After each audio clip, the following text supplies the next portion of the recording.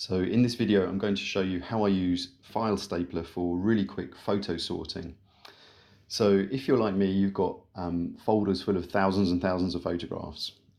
You might have gone on holiday and you've got lots of images of your kids or things you did on holiday, and they all look really, really similar, and you want to make a selection from them.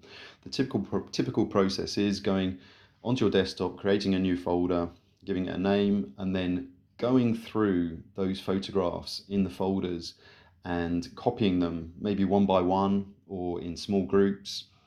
Right click, copy here.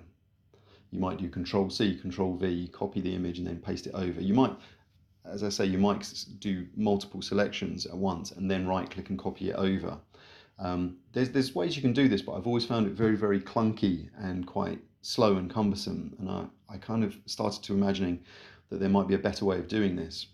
Also, invariably, the images that you're looking for are going to be spread over several different folders. They might look very similar, and making that kind of precise selection can actually become a little bit more challenging than it should be. Often if you're kind of selecting from example photo shoots, if you're taking professional photographs, raw photographs and CR2 photographs, the images can be very, very heavy, and if you're dragging and dropping 100 megabyte files, like 10 of them at a go, this can become very, very heavy very, very quickly. So I'm going to show you how I've started using File Stapler to do this in a much, much lighter way.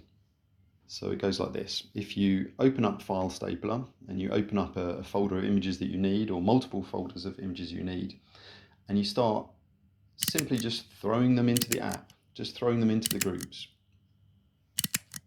Now by doing this, you're not creating copies of the files. The files are staying exactly where they are.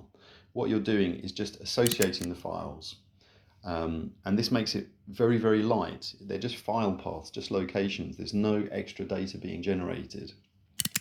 And because it's so light, you don't really need to worry about which images you're copying over so much, because they're just the file paths at this stage.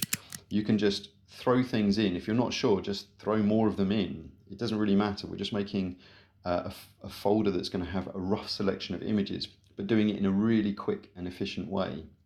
And then when you're ready, copy it all to a new folder. Now that's a single step process. Instead of doing it one by one or small groups by small groups, you just throw everything into one stapled group and then output it as a complete folder.